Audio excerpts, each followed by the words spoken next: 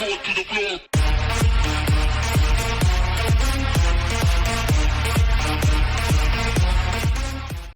to Banggood.com for sending me out the brand new Firefly 2. It's an FPV action camera which does come with a silicone cover, which makes it somewhat splash proof, but I wouldn't say water resistant. If you want to test that out, be my guest, but don't blame me if something goes wrong. Now, the max resolution on this camera is 2.5K at 30 FPS, 1080p at 60 and 30 FPS, 720p at 60 FPS. Now, before we go any further, what do you get with the camera? You get a manual that tells you everything that you need to know. But the one thing is, the writing in it is really, really small. So if you need reading glasses, you're going to need them. You get Velcro straps to strap it to your quadcopter. You also get a plastic mount. But I think this would cause a lot of vibration, even though you put the camera in the silicone cover as well. So I would recommend that you print yourself a 3D printed one out, and I'll also link one in the description below. It does have a hole at the bottom so you can stick it on a tripod, because like I said, it's not only an FPV camera, it is also an action camera as well. Now, you get a charging cable with it, and it's quite a strange cable because it's got two different wires strapped onto the end of it. Now, to charge it up, you just plug it in at the side here, and also at the side just right here you have a reset button just in case you brick the camera. Now, what you want to do when you've got the SD card slotted in there, plug it into your computer. It will come up as a spare drive where you press and hold the power button and you'll see a green light come on. Once that green light comes on, that means the camera is charging up. Once the light goes off, that's it, fully charged.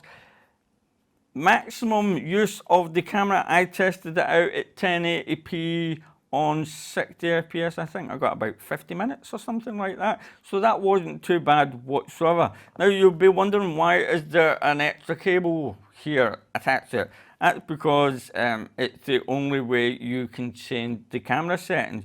And this is the annoying part, because you don't get the spare cable that you need with it, and that is this cable right here. And I'll try and find the link to this cable. I had this cable lying around, fortunately enough. So what you do is you just plug it in here, and you plug this into your goggles or your FPV monitor. But of course, you're going to be saying, how are we going to navigate the menu? Well, you do get a joystick with it, and it just plugs in at the side right here. And what I'm going to do is I'm going to plug it in to a monitor / goggles, and it's the brand new Tobii Rex TR1 goggles. I tell you one thing, these goggles took me by surprise, and this will be the next video coming up straight after this one. It does have an AV in port, so what I'm going to do is I'm going to plug it in there, and I'm going to turn on, and that's it on. And I'm going to turn on the camera.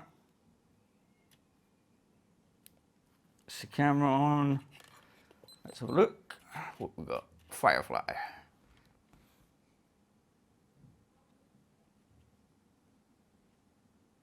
There you go.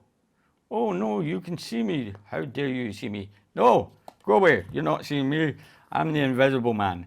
I'm only kidding. You've seen me before. Right, to navigate the menu, it's quite easy. I'm not going to go through all the settings. I'm sure there's plenty of videos out there that have shown you how to set it all up. Left and right and enter. It's really, really simple indeed. That's as easy as it gets. But like I said, that's the only annoying part about this, is you're going to need that extra cable, and you're going to need an FPV monitor or goggles to change any of the settings. And if you're only going to use this as an action camera, well, you're not going to have an FPV monitor around. You're going to need to try and plug it into a TV or something like that. I tested this out. I took it in the car during the day. It was really sunny, stock firmware. And later on during the evening, tested it out in the car, and also on a quadcopter on a sunny day. but I didn't use the mount that came with it. I put a bit of foam and I taped it up. I had a 3-in-1 AIO camera strapped to the top of it as well. The wind was blowing about 15 to 20 miles an hour and everything was bobbling about, including my FPV camera. And I couldn't believe it, and I only had one shot at this, so believe me when I say there's no jello off this camera when you're using it. It was my bad, it was just the way I mounted it. And like I said, it is all stock firmware.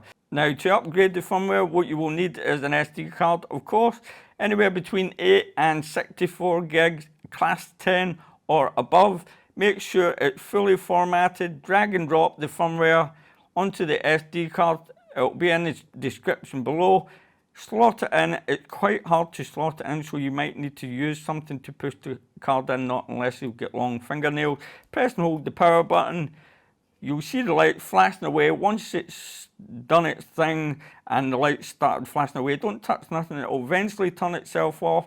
And once it's turned itself off, that's the firmware fully upgraded, and you'll be able to change settings. And you will also have wide dynamic range as well, because in its stock form it does not have wide dynamic range, and that's good. And like I said, some of the other functions will start working as well, because some functions don't work with the stock firmware. Now let's get on to some more about the camera. The length of the camera is 38mm, the width of the camera is 30mm, the thickness of the camera is 30mm, the weight of the camera is 31 grams, and the plastic silicone cover, I think it's about 8 grams, and this plastic mount is 10 grams. Now, audio off the camera, well, it's not the best, I'm afraid to say, comparing to, say, a Mobius. I do have the original Mobius. What one would I pick? Well, just because of all of this and this, I would pick the Mobius. Not just that, the sound quality of the Mobius is a lot better as well. But this camera is quite good too. There's nothing wrong with it at all if you're just going to use it for FPV flying, you know, and you've got all the cables that you need. That's all I've got to say about that. When you first press the power button and turn it on, it's set to 1080p at 60 FPS. And all you do is press the power button and it will start recording. You can change the mode to 2.5K, press and hold the button. The LED light should go red, but it doesn't want to go red for me. But I do know it's in 2.5K mode, and I just press the power button and it will start recording. And if I press it again, it should go blue and red, and that's you in picture mode. And you just press the power button and it will take a picture. The picture resolution is 4000 times 3000. That is quite big, I must admit. You can, like I said, you can change all these settings in the menu. I'm not going to go through them because, like I said, there's plenty of other videos out there and I'm late to the game with this one. Well, that's all I've got to say about this camera. It is pretty decent, so check the link in the description to pick one up. Thanks for watching this video. Don't forget to like and subscribe, and as always, my friend, happy flying. Don't forget as well, stay tuned, Toby Rich R1 video is coming up straight after this.